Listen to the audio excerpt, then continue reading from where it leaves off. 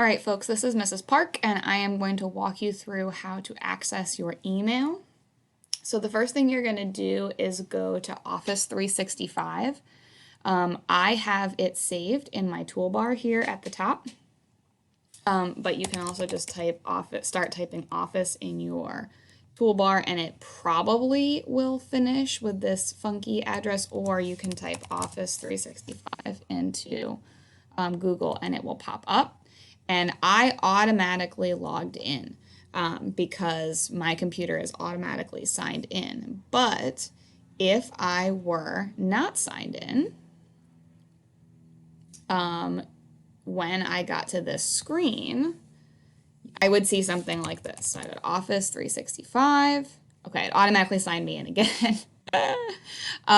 But you would see that sort of funky thing along the side. I obviously have two Office 365 accounts.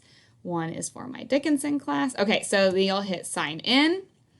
It will prompt you for your password.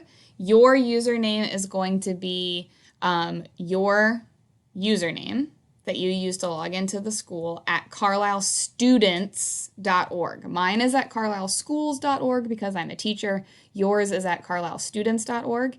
You'll type in your password. This is the same password that you use to log into the laptop, and you click sign in.